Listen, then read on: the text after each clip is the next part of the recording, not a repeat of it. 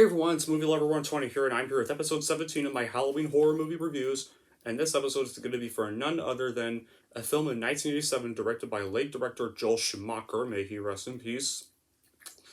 And is going to be for a film in the vampire genre, often well known by all the most vampire fans as the one of the best films, if not the best film of the vampire genre. And that is, of course, for none other than 1987's The Lost Boys. Yeah. So this film was released around July 1987, received positive reviews from critics, and has actually gone on to, think about 32 million worldwide on an 8 million budget. And is now regarded as a classic in the vampire horror genre. So yeah. This is actually probably also my favorite vampire movie of all time. So anyway, what is this movie about? A mother and her two sons move to a small coast town in California. The town is plagued by bikers and some mysterious deaths. The younger boy makes friends with two other boys who claim to be vampire hunters, while the older boy is drawn to the gang of bikers by a beautiful girl. The older boy starts sleeping days and staying out all night, while the younger boy starts getting into trouble because of his friends' obsession. Yeah.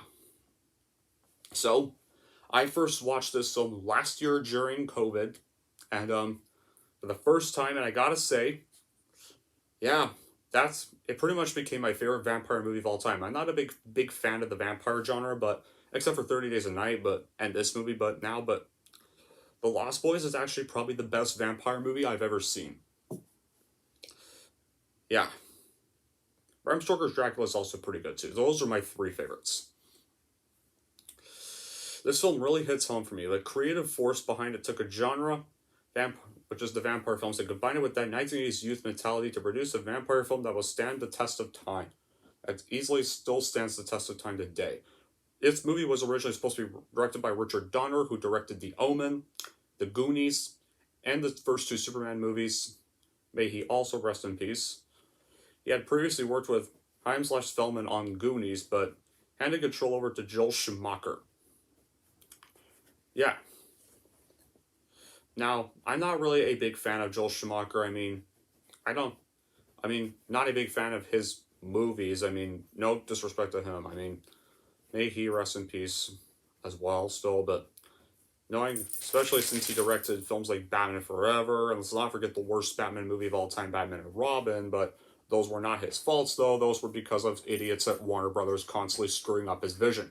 Joel Schumacher wanted to make darker Batman movies. I think they were going to be a lot more extreme than the Tim Burton stuff, but then Warner Bros. Was like, nope, and they made him make it all family friendly, so that's why. But anyway, back to this. This is probably his best movie. He easily did something wonderful here, and I can't help but honestly commend him for that. This is probably his best movie he did. Now, the cast is also great. Like, Kiefer Sutherland as one of the main vampires, has gone on to do other great things, is actually perfect. Alex Winters went on to make Freaked, and then he just kind of disappeared, really. But then Edward Herman plays Max, the mother of Diana West's boyfriend. There's a good little twist involving Max, but I won't spoil what it is for those who have not seen the movie, but it is a pretty good twist involving his character. And I felt good actually getting to watch. And when I first watched this, I actually watched it during the time the theaters were open and they were showing older stuff because they couldn't really show new stuff because everything was pretty much delayed. So yeah, this was one of the films I got to watch there, and I'm glad that was the first time I saw this movie. Yeah. Easily. The cast and crew are just all great, but there's other three things that deserve some attention: the music, the comics, and the mythology. The music is great, to say the least. Especially the use of the Doors' as People Are Strange was nice. Too, there's also this very large Jim Morrison's poster in The Vampire's Den, which you kind of see. The best song is what I would call the theme, which has children sing "Thou Shall Not," which is played at key moments to tug at the audience emotionally. Yeah, I especially also love the theme song "Shine Little Sisters," so nice. And it seems, yeah, I also love the comic scenes, and I kind of love the whole mythology of vampires. The Frog Brothers are really good characters, especially good performances from Corey Haim and Corey Feldman. especially like good performances from Corey Feldman and Edward. I forget his last name, but yeah, yeah, they were actually very cool. They're actually very cool characters, and I really love the two Frog brothers the most. They're probably the best characters in the film. It seems like the one thing that's kind of somewhat lacking is use of kind of a good instrumental theme score, theme song, or soundtrack. There are many who enjoyed music to the Lost Boys, so that was like is it a lot. The music is still good, I mean to say, but I kind of wish there was some other. Kind of wish there were a little more songs though. And then while the ending is entertaining, hilarious, it's actually also kind of predictable. Otherwise, but besides those, The Lost Boys, it's still a very great vampire movie. Even a strong composition, it's easy to say it's probably the best one. And one more final thing, the mythology is very amazing, which I have mentioned. Most horror films and vampire films in particular can be judged by the way they represent source material. This movie addresses like the mirrors, garlic, sunlight, holy water, getting invited to residences, and stakes through the heart. In some areas, they deviate from the classical traditions, but they do so in such a respectful way that this seems all the more perfect. And being true, like any deviation just has a plausible explanation. It's not just merely thrown out the window too. Like being traditional and new at the same time is hard, but it's mastered here.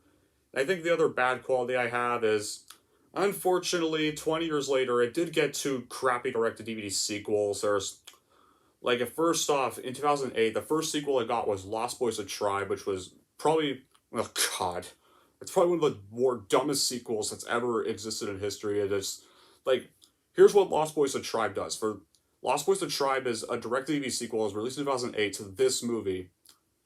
It basically takes the first film, gives them new characters. It's one of those rehash sequels where just have the older brother in this movie be somebody's sister, just swap the genders around, just have this be someone's sister this time, and I think younger sister, and have like the one that's trying to find out why sisters or siblings acting all crazy be her grown-up brother.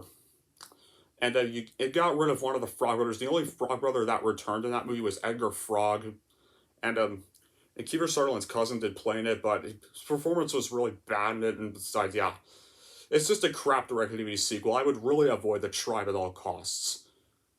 It is absolute garbage. That sequel's just garbage. And then there was a third one in 2010 called The Thirst, which I mean, it's a minor improvement because at least they got Edgar Frog's brother back. I mean, so at least they got the two Frog brothers instead of one. I mean, it is a slight improvement over The Tribe, but because of some like cool scenes, but it's still also a pretty bad sequel. But that was probably the one to redeem the quality. At least they got Alan Frog to come back for that one, because what was the point of even make because what was the point of you making that previous sequel if you were just going to exclude one of the Frog brothers? That makes no sense, and only just have Edgar be in the movie. But to be fair, I kind of feel bad that Corey Feldman had kind of actually just chose to star in those two garbage sequels because they were not needed. But anyway, that's it for my review of The Lost Boys. You should definitely watch this if you are a diehard vampire fan. It's my favorite vampire movie of all time. Yeah, just check this out. It's worth a watch. And here's how I'm going to rank it. I am going to give The Lost Boys a 9 out of 10. Alright, and that's it for my review of The Lost Boys. Yeah, so you're wondering, what's the next episode going to be? Well, the next episode, we're going back into the torture porn genre because this episode is going to be for a remake. I mean, the remake of the movie I reviewed, I think like a few weeks ago or something. Yeah.